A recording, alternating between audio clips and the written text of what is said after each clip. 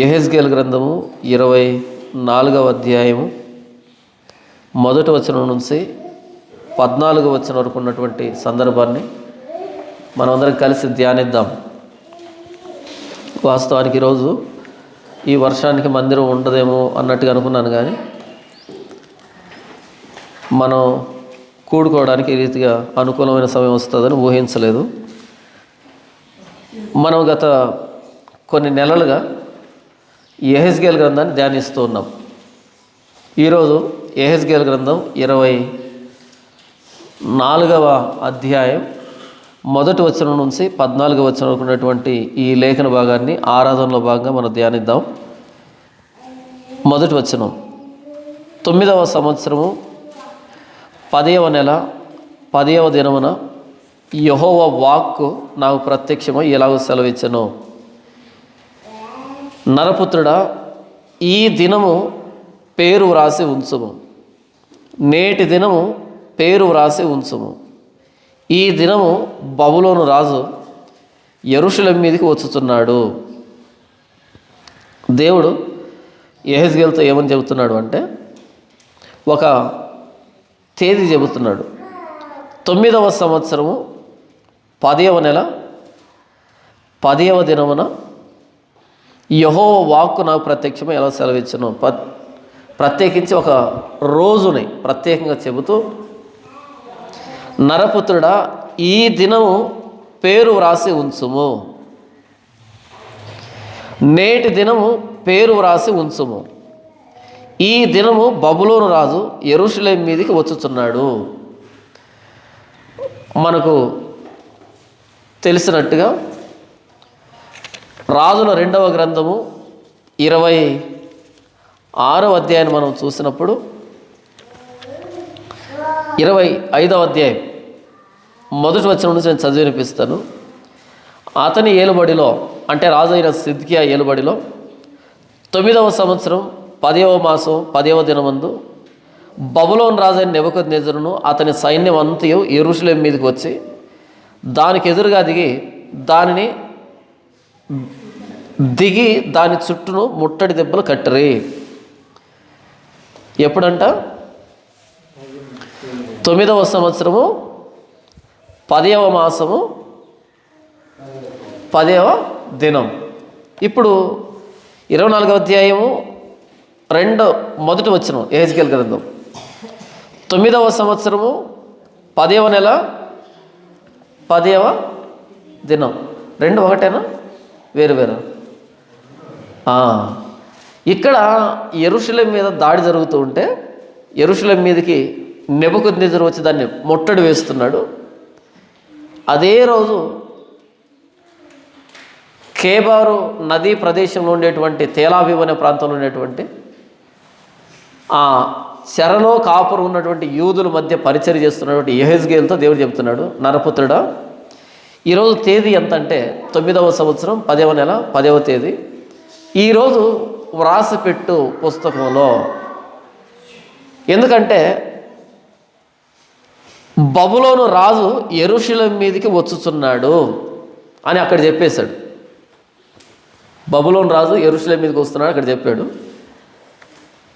25వ అధ్యాయం మొదటి వచనంలో 2వ రాజుల గ్రంథంలో అతని ఏలుబడిలో 9వ సంవత్సరం 10వ మాసం 10వ దినమందు బబులోను రాజు అయిన నెబుకద్నెజరును అతని సైన్యం అంతయు యెరూషలేము మీదకి వచ్చి దానికి ఎదురుగా దిగి దాని చుట్టూను ముట్టడి దెబ్బలు కట్టిరి. దేవుని మాట ఎంత ఖచ్చితం అంటే, యెహెజ్కేలుకు తెలియదు. వాస్తవానికి యెహెజ్కేలు చుట్టూ ఉన్నటువంటి ఆ యూదులకి తెలియదు. కానీ యెరూషలేము మీద దాడి జరుగుతున్న విషయాన్ని చెబుతున్నాడు. ఈ దినాన్ని వ్రాసిపెట్టు, పుస్తకంలో వ్రాసిపెట్టు. ఎందుకు ఇంత ఖచ్చితంగా చెబుతున్నాడు అంటే, భవిష్యత్తులో ఇదే తేదీన దేవుడు చెప్పాడు, ఇదే తేదీన జరిగింది అనేటువంటి విషయం ఒక వ్యక్తి సమాచారాన్ని తీసుకొని వస్తాడు. యెరూషలేము ఎప్పుడు ముట్టడి వేయబడిందంటే అని భవిష్యత్తులో చెరలోనికి వస్తారు కొంతమంది. వాళ్ళు చెబుతారు, చెప్పినప్పుడు వీళ్ళు ఉలిక్కి పడాలి. దేవుని మాట ఎంత ఖచ్చితం, దేవుడు ఆ రోజు యెహెజ్కేలు ద్వారా చెప్పాడు కదా అని వీళ్ళు అర్థం చేసుకొని యెహోవాను ఘనపరచాలి, ఆయన్ను నమ్ముకోవాలి, ఆయన దగ్గర క్షమాపణ వేడాలి అంటే ఖచ్చితమైన తేదీని వ్రాసి పెట్టాలి. 9వ సంవత్సరం 10వ నెల 10వ దినమున యెహోవా వాక్కు నాకు ప్రత్యక్షమే ఇలాగ సెలవిచ్చును, నరపుత్రుడా, ఈ దినము పేరు వ్రాసి ఉంచుము, నేటి దినము పేరు వ్రాసి ఉంచుము. ఈ దినము బబులోను రాజు యెరూషలేము మీదికి వచ్చుచున్నాడు. సిద్కియా ఏలుబడిలో 9వ సంవత్సరం ముందు 10వ నెల 10వ తేదీ బబులోను రాజు ముట్టడి వేశాడు. ఈ ముట్టడి ఎన్ని రోజులు జరిగిందంటే, ఈ ప్రకారము రాజైన సిద్కియా ఏలుబడి యందు 11వ సంవత్సరం వరకు పట్టణము ముట్టడి వేయబడి ఉండగా 4వ నెల 9వ దినమందు పట్టణములో క్షామము అఘోరమాయెను. 4వ నెల 9వ దినమందు పట్టణంలో క్షామం అఘోరమాయెను. ఏ సంవత్సరం? 11వ సంవత్సరం. 1.5 సంవత్సరం కంటే పైగా పట్టణం ముట్టడి వేయబడింది.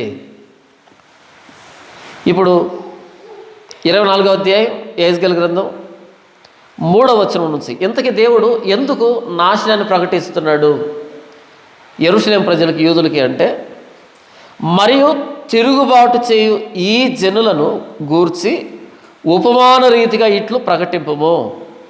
ఈ యూదుల తిరుగుబాటు ఎలాగుందంటే ఉపమాన రీతిగా అందరికీ అర్థమయ్యేటట్టుగా ఒక పోలికను పోలుస్తూ వాళ్ళు ఊహించుకునేదానికి, గూఢమైన అర్థాలతో చెబితే వాళ్ళకి అర్థం కాకపోవచ్చు కాబట్టి వాళ్ళు ఊహకు అందేటువంటి విధంగా ఒక పోలికతో, ఒక ఉపమానంతో వాళ్ళ తిరుగుబాటును వారికి చెప్పు అని ఏం చెప్తున్నాడు అంటే, ప్రభు అయిన యెహోవా సెలవిచ్చినదేమనగా, కుండను తెచ్చి దానిలో నీళ్లు పోసి దానిని పొయ్యి మీద పెట్టుము. ఒక కుండను తీసుకునిరా, దాంట్లో నీళ్లు పోయి దాన్ని పొయ్యి మీద పెట్టు. తొడజబ్బ మొదలగు మంచి మంచి ముక్కలన్నీ చేర్చి అందులో వేసి మంచి ఎముకలను ఏరి దాన్ని నింపుము. ఆ కుండలో ఏం చేయాలి? తొడజబ్బ, బోర కానీ తొడజబ్బ కానీ ఇవి రెండు యాజకునికి చెందవలసినటువంటి శ్రేష్టమైనటువంటి భాగం ఒక బలి పశువులో. ఆ కుండలో ఏం చేస్తామంటే తొడజబ్బ మొదలగు మంచి మంచి ముక్కలన్నీ ఏరి అందులో చేర్చి దాన్ని నింపాలంట. మంచి మంచి ఎముకలను ఏరి దానిలో నింపాలి.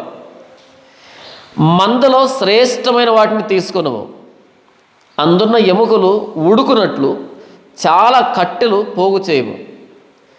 దానిని బాగుగా పొంగించము, ఎముకలను చాలునంతగా ఉడికించము.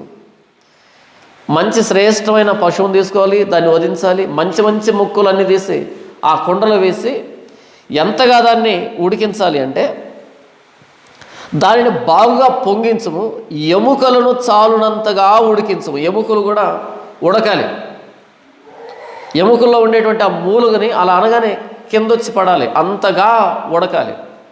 మనం బోన్ సూప్ చేసుకుంటాం కదా, బోన్ సూప్ చేయాలంటే చాలా కట్టెలు కావాలి లేదా చాలా గ్యాస్ కావాలి. దాదాపు 12 గంటల పాటు ఆ పొయ్యి మీద పెట్టి ఉడికించాలి. ఎందుకంటే ఆ ఎముకల్లో ఉండేటువంటి ఆ సారం అంతా రావాలి అంటే అంతగా ఉడికించాలి. చాలా నీళ్ళు ఉండాలి. అది ఉడికి ఉడికి ఉడికి ఉడికి కొంచెం అంత సూప్ అయ్యేంత వరకు, చిక్కగా వచ్చేంత వరకు దాన్ని ఉడికించాలి. ఎందుకంటే మన ఎముకలు కట్టుకోవాలంటే దాని ఎముకలో ఉండేటువంటి ఆ సారం అన్నది బయటికి రావాలి. ఎముకలను చాలునంతగా ఉడికించాలి ఆ కుండలో పెట్టి. ఇంతకీ దీని భావం ఏంటి? ఇంతవరకు చెప్పిన దాంట్లో కష్టమేం లేదు కదా. ఒక కుండ తీసుకొని రావాలి, దాంట్లో నీళ్లు పోయాలి, మందులో శ్రేష్టమైనటువంటి పశువులు వధించాలి, మంచి మంచి ముక్కలు అంటే తొడజబ్బ, బోర, మంచి మంచి ఎముకలన్నింటినీ అందులో చేర్చాలి, బాగుగా ఉడికించాలి, పొంగించాలి. ఎంతగా అంటే ఎముకలు కూడా ఉడికేంతగా ఉడికించాలి. ఇంతవరకు కష్టమే లేదు కదా, చిన్న పిల్లాడికి సైతం అర్థమయ్యేటువంటి విషయం ఇది.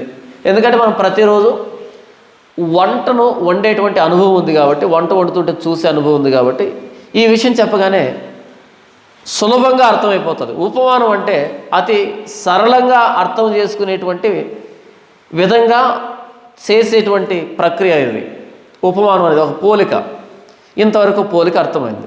ఇప్పుడు దీని భావం ఏంటి? 4వ వచనం నుంచి 14వ వచనం వరకు. కాబట్టి ప్రభువైన యెహోవా సెలవిస్తున్నదేమనగా, నరహంతకులున్న పట్టణమునకు శ్రమ. ఏంటంట ఆ పట్టణం పేరు? నరహంతకులున్న పట్టణం. ఏ పట్టణం? మీరు నాకు స్వకీయ సంపాద్యము, నా సొత్తైన ప్రజలు, రాజులైన యాజక సమూహము, పరిశుద్ధ జనము అని ఏ ప్రజల గురించి అయితే చెప్పాడో ఇప్పుడు అదే ప్రజలను ఏమంటున్నాడు? నరహంతకులున్న పట్టణమునకు శ్రమ. మడ్డి గలకుండా, మానకుండా, మడ్డి కలిగి ఉండకుండా నీకు శ్రమ.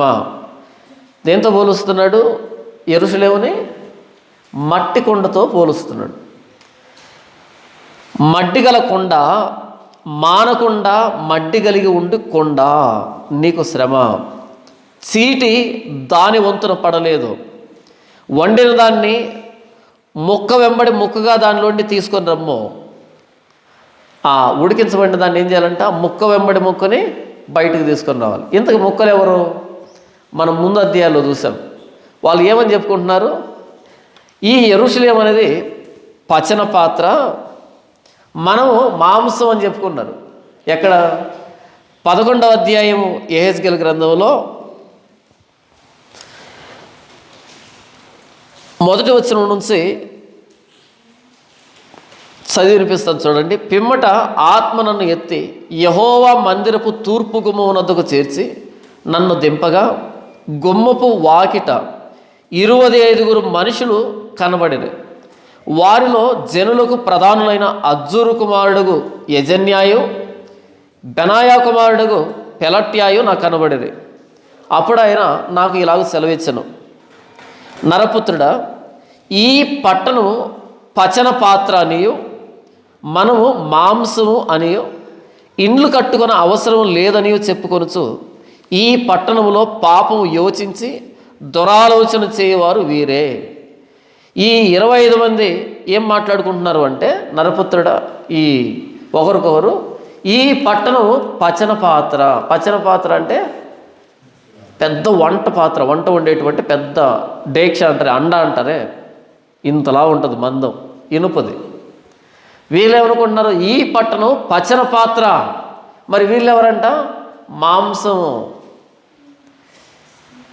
మనం శ్రేష్టమైన మాంసం లాంటి వాళ్ళు 25 మంది అని రాశారు కదా. 25 మంది అంటే ప్రధానులు, అధికారులు, మంచి మంచి ముక్కలు అని అర్థం. బోర, కుడి జబ్బ, మంచి మంచి ఎముకలు. ప్రధానులు అంటే వాళ్ళే. ఈ పట్టణం పచన పాత్ర అనియో, మనం మాంసం అనియో చెప్పుకొనొచ్చు. ఇండ్లు కట్టుకొని అవసరం లేదా? అవసరం లేదని పైన ఉంది, కింద పుట్టినట్లు అవసరం లేదా? ఇండ్లు కట్టుకొని అవసరం లేదా? ఇండ్లు కట్టుకుందాం. ప్రమాదం ఎక్కడి నుంచి వస్తుంది? ఆ ఇర్మియా కానీ యెహెజ్కేలు కానీ ఏదో మాట్లాడుతుంటారు కానీ ప్రమాదం లేదు, పాడు లేదు. మనం ఏం చేద్దాం? ఇండ్లు కట్టుకుందాం అని మాట్లాడుకుంటున్నారంట. ఎందుకు అంటే ఈ పట్టణం పచన పాత్ర.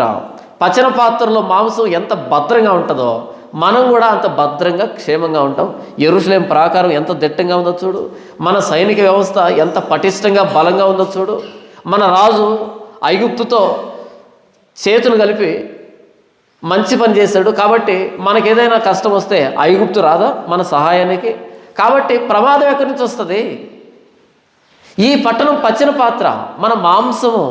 ఏ మాంసం? మంచి మంచి ముక్కలు మనమే అని మాట్లాడుకుంటాడు దేవుడు. అంటున్నాడు మడ్డి గలకుండా. అదేంటి? పచన పాత్ర కాదా? ఇంత మందారం ఉండేటువంటి ఇనుప పాత్ర కాదా? కాదంట. మడ్డి గలకుండా. ఎంత కొండ అయినా సరే పరిస్థితి ఏంటి? మట్టి కలిగిన కొండ. మట్టి కలిగిన కొండ, మానకొండ, మట్టి కలిగి ఉండకుండా నీకు శ్రమ. నీ చీటి దాని వంతున పడలేదు.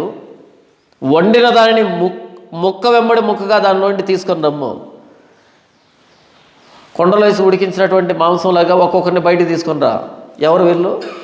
ప్రధానులు, అధికారులు. బాగా ఉడికించి బయటికి తీసుకొచ్చాడు. ఏ కొండలో వేసి? మట్టి కొండలో వేసి. వీళ్ళు ఏమనుకున్నారు? పచ్చిన పాత్ర అనుకున్నారు. పాపం 7వ వచనం, దాని చేత చిందింపబడిన రక్తము దానిలో కనబడుచున్నది. ఏది? నరహంతకులున్న పట్టణం అన్నాడా? దాని చేత చిందించబడిన రక్తము దానిలో కనబడుచున్నది. బబులోనీయులు వచ్చి యెరూషలేముని నరికి, యెరూషలేం ప్రజలను నరికి చంపుతూ ఉన్నప్పుడు రక్తం పడింది కదా. దాన్ని చూడగానే మనం అనుకుంటాం, అయ్యో యెరూషలేం ప్రజలకి ఎంత శ్రమ వచ్చింది, చూడు వారి రక్తం వీధులమ్మడి పారుతూ ఉంది, రక్తం నేలను ఒలికించబడుతూ ఉంది అని అనుకుంటాం కదా.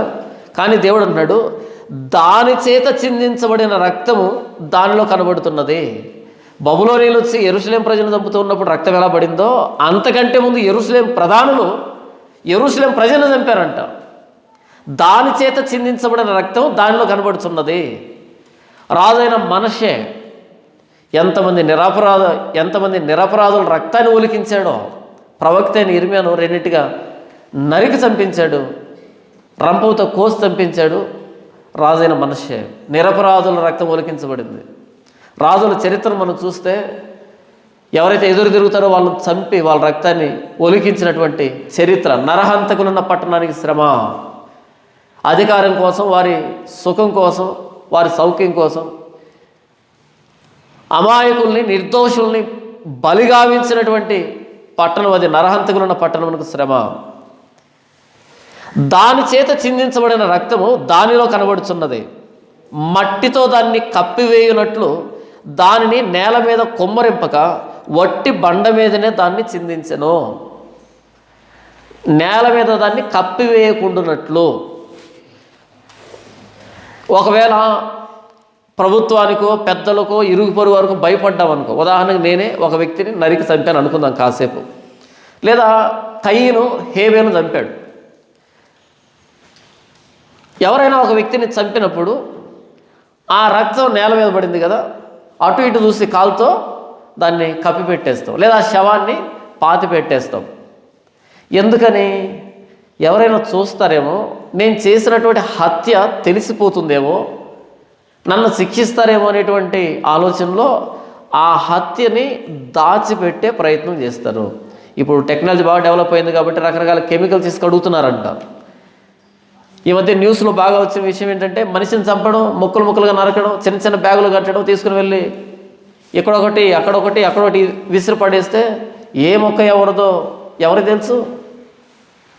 అలా శవాన్ని తారుమారు చేయడం. ఎందుకు తారుమారు చేస్తున్నారా అంటే, భయం, దొరికిపోతావేమో అనే భయంలో దాన్ని కప్పిపెట్టేటువంటి ప్రయత్నం చేస్తారు రక్తాన్ని, లేదా శవాన్ని దాచిపెట్టేటువంటి ప్రయత్నం చేస్తారు. కానీ యెరూషలేము పరిస్థితి ఏంటంటే, దాని చేత చిందించబడిన రక్తము దానిలో కనబడుతుంది. రక్తాన్ని మూచిపెట్టడం కానీ, దాచిపెట్టడం కానీ, అయ్యో ఎవరైనా చూస్తారే, లేదు లోపల. ఎందుకు లేదు? మేమే అధికారులమి, మేమే రాజులవి, మమ్మల్ని శిక్షించేది ఎవరు? ఉదాహరణకి రాజైన మనిషే ఉన్నాడు, ఎవరినో నరికి చంపించాడు. అరే ఆ రక్తాన్ని కప్పిపెట్టండి, ఎవరైనా చూస్తారు అనాల్సిన అవసరం ఏంటి ఆయనకి? ఆయన రాజు కదా, ఆయన ఎవరు శిక్షిస్తారు? గర్వం. మమ్మల్ని అడిగేవాళ్ళు లేడు, మాకు చెప్పేవాళ్ళు లేడు, మమ్మల్ని చేయబట్టుకొని ఏం చేస్తున్నామని నివారించేవాళ్ళు లేడు. మేమే రాజులమే, మేమే మంత్రులమే, మేము ఆడింది ఆట, పాడిందే పాట. చూడండి, దాని చేత చిందించబడిన రక్తము దానిలో కనబడుచున్నది. మట్టితో దాన్ని కప్పివేయునట్లు దానిని నేల మీద కొమ్మరింపక వట్టి బండ మీదనే దాన్ని చిందించను.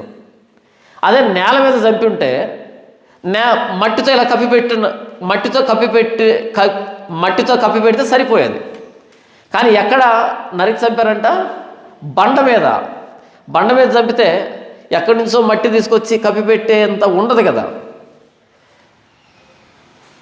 ఎవరినైనా హత్య చేయాలనుకోండి, అలా 10 మందిలో నరికి చంపరు.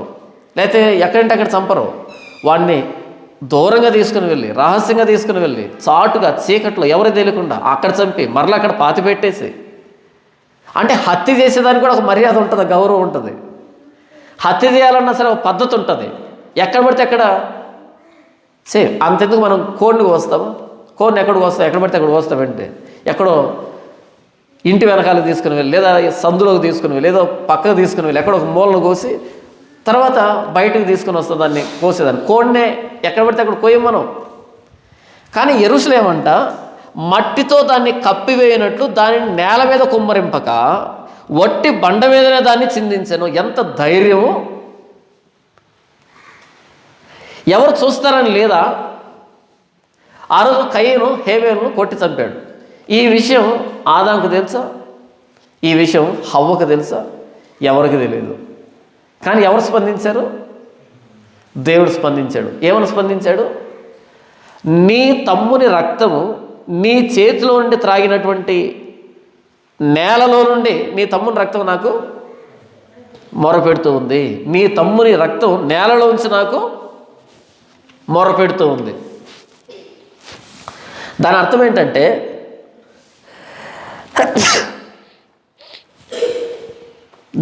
ఏంటంటే ఆ నేలలో నుంచి దేవునికి రక్తం కనబడుతుంది. ఎప్పుడైనా సరే గమనించండి, రక్తం ఒలికించబడినప్పుడు ఎలా నిష్కారణంగా అన్యాయముగా రక్తం ఒలికించబడినప్పుడు అది ఏం తెలియజేస్తుందంటే ఈ రక్తానికి ప్రతీకారం కావాలి అని కోరుకుంటుంది. అది యాక్సిడెంట్లో చనిపోయాడు అనుకో, అది వేరే. ఆ రక్తాన్ని చూసినప్పుడు మనకు భయం అనిపిస్తుంది. కానీ అన్యాయంగా చిందించబడింది అనుకో, ఆ రక్తాన్ని చూసినప్పుడు ప్రతీకారం కావాలి, దీన్ని చిందించిన వాడు కూడా ఇలాగే చిందించబడాలి వాడి రక్తం కూడా అని ప్రతి ఒక్కరూ కోరుకుంటామా? కోరుకోమా? ఎవరినో మర్డర్ చేశారు, వాడు చనిపోయాడు, మనం చూసాం, రక్తం కళ్ళెదురుగా ఉంది. కానీ మన మనసు ఏమనుకుంటా అంటే వీడు ఎప్పుడు చనిపోతాడా, వీడు చావుని ఎప్పుడు చూడాలా అనేది మనసులో ఉంటుంది. ఒకానొక రోజు పలానా వ్యక్తిని వేరే వాళ్ళు చంపారంట అనగానే అప్పుడు తృప్తిగా అనిపిస్తుంది, చచ్చిపోయాడా.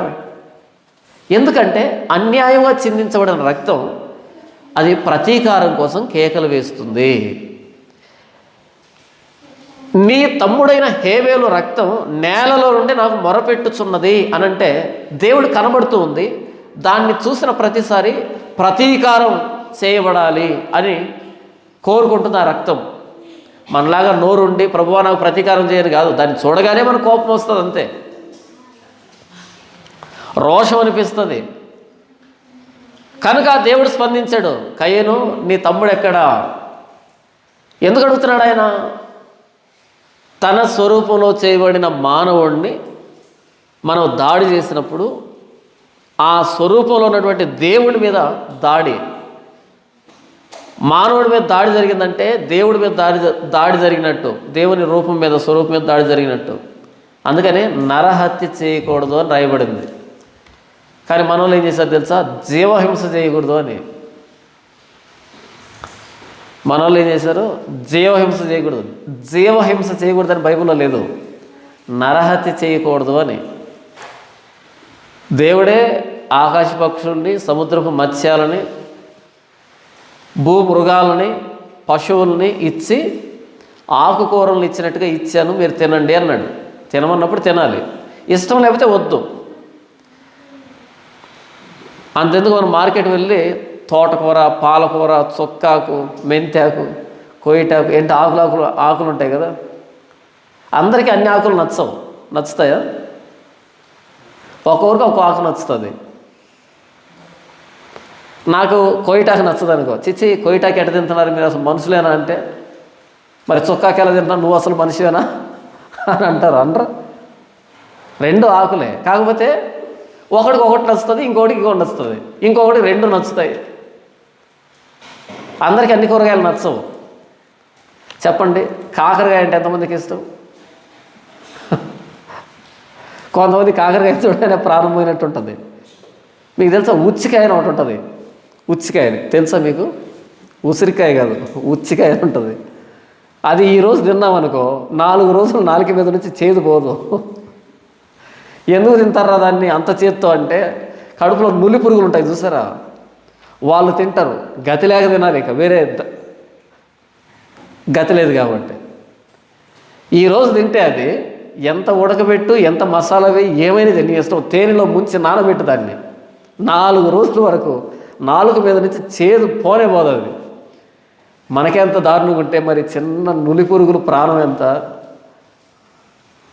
ఎండ్రిని పోసి చంపినట్టే వాటిని. నేనేం చెప్తున్నాను అంటే, కూరగాయలన్నీ దేవుడిచ్చినా సరే అన్నీ అందరం తినము. తినలేదని అవి మంచివని కాదు, మనకు నచ్చలేదని అంతే. మన నాలుగుకు ఎందుకో రుచించలేదని. మరి తినేవాళ్ళని చూసి తప్పనొచ్చా? అనకూడదు. మీకు కూర మొక్కలను ఇచ్చినట్టుగా జంతువులను ఇచ్చాను, పశువులను ఇచ్చాను. తినాలంటే తిను, వద్దనిపిస్తే మంచిది. తినేవాడిని మాత్రం వేలెట్టి చూపించుకో, జీవహింస చేస్తున్నావు అని అనకో. బైబిల్ చెప్పింది ఏంటంటే నరహత్య చేయకూడదు అని, జీవహింస చేయకూడదని కాదు. జీవహింస చేయకూడదని చెప్పింది ఎవరంటే కొంతమంది వ్యక్తులు ఉన్నారు చరిత్రలో, ఈ మధ్య చనిపోయారు వాళ్ళు. ఉదాహరణకి గాంధీజీ కానీ, ఆయన ప్రేరేపణ పొందినటువంటి వ్యక్తులు కానీ, వాళ్ళు చెప్పినటువంటిదే తప్ప దేవుడు చెప్పింది కాదు. జీవుల్ని చంపాలన్నా తినాలన్నా వద్దా అన్నది ఎవరు చెప్పాలి? జీవుల్ని చేసిన జీవాధిపతి చెప్పాలి. ఆయన చెప్పకుండా మధ్యలో మనం గీతలు గీసుకుంటేట. నేనేం చెప్తున్నాను ఇంతకీ? నరహత్య చేయకూడదు. నరహత్య చేస్తే అది దేవుని స్వరూపం మీద దాడిగా దేవుడు పరిగణిస్తాడు. ఉదాహరణకి హేబేలు చంపబడినప్పుడు హేబేలు పక్షాన దేవుడు వచ్చాడు. కయ్యను, నీ తమ్ముడైన హేబేలు ఎక్కడా? ఎందుకు ఎక్కడా అని అడుగుతున్నాడు? ప్రతి ఒక్కడు లెక్కే దేవుని దృష్టికి. ఇంత ప్రపంచంలో కోటాను కోట్ల మంది ఉన్నాం కదా, మనకు కొద్దిమంది తెలుసు, అందరిని పట్టించుకోలేం కదా. కానీ ప్రతి ఒక్కడు లెక్కే ఆయనకి. అందుకే అడుగుతున్నాడు, నీ తమ్ముడైన హేబేలు ఎక్కడా? అప్పుడైనా ఇప్పుడు కూడానా? ఎప్పుడు. ప్రతి మానవుడు ప్రత్యేకం ఆయనకి. ఇంత కోట్ల మందిలో ఎక్కడో ఒక బస్ స్టాండ్ పక్కన ఒక అడుక్కు తినేవాడు పిచ్చి పట్టి కూర్చుంటాడు కదా, వాడు కూడా లెక్కే. మనకు లెక్క కాదు వాడు. మనం అని చూడగానే గబగబా ముందుకెళ్ళిపోతాం, ఏమో మన దగ్గరకు వస్తాడేమో, ఆ మట్టి మనకు అంటుకుంటుందేమో అనేటట్టుగా, పరుగు పోతుందేమో అని. కానీ వాడు కూడా ఆయనకు లెక్కే. నీ తమ్ముడైన హేబేలు ఎక్కడా? ఎందుకు అడుగుతున్నాడు అంటే, ఆయన కలుగు చేసిన భూమి మీద ఎంతమంది మానవులు ఉన్నారన్నది ఆయనకు తెలుసు. ఎవ్వరు మిస్ అవ్వరు. మనకు ప్రకటన గ్రంథం చూస్తే సింహాసనం వేయబడిందంట. ఆ సింహాసనం ఎదురుగా గొప్పవారు కానీ కొద్దివారు కానీ, దాసుడు కానీ స్వతంత్రుడు కానీ, ప్రతి ఒక్కడు ఆ సింహాసనం ఎదుట నిలవబడి ఉన్నారు. సముద్రం తనలో ఉన్న మృతుల్ని అప్పగించింది. అంటే దాని అర్థం ఏంటి? ఎవ్వరు చనిపోయిన తర్వాత మిస్ అవ్వరు, చనిపోక ముందు మిస్ అవ్వరు. ఎవరైనా మిస్ చేసామనుకో, మిస్ చేసిన వాడిని అడుగుతాడు ఎక్కడా అని, రకరకాల పరిస్థితుల ద్వారా అడుగుతాడు. హేబేలు చంపిన దానికి కయ్యను ఏమయ్యాడు? దేశదిమ్మరిగా మారాడు. దేశదిమ్మరి, దేవుని సన్నిధికి దూరం అయిపోయాడు కదా. కాబట్టి నరహత్య చేయకూడదు అని బైబిల్ చెప్పింది, కానీ జీవహింస చేయకూడదని బైబిల్ చెప్పలేదు. పక్షులను కానీ పశువులను కానీ సముద్ర మత్స్యాలను కానీ మనం తినొచ్చు, దేవుడు ఇచ్చాడు. ఇష్టం లేకపోతే వద్దు, బలవంతమే లేదు. ఒకవేళ మీరు హాస్టల్లో ఉంటే, హాస్టల్లో మధ్యాహ్నం పూట మజ్జిగ వేస్తారు భోజనంలోకి. మజ్జిగ వేసినప్పుడు ఏమి తేలుతాయి పైకి? మజ్జిగ వేసినప్పుడు పైకి ఏం తేలుతాయి? తెల్లటి పురుగులు నల్లటి టోపీలు వేసుకొని అన్నీ పైకి వస్తాయి. మజ్జిగ వేయనంత వరకు అవి కనపడవు. పప్పు వేసుకున్నాం అనుకో, ఆ కలర్లో కలిసిపోయి మింగేస్తాం. మజ్జిగ వేసుకోగానే కనీసం ఒక 100 తేలుతాయి పైకి ఒక గిన్నెలో. మేము హాస్టల్లో చదివాను కదా నేను. ప్రతిరోజు ఇదొక ఒకడు ముందుకు రండి ఒకరు, మీరిద్దరు ఎవరొకరు ముందుకు రండి. ఇంకా జరగండి, మీ ఇద్దరికి టవర్ అందుబాటులో ఉండకూడదు.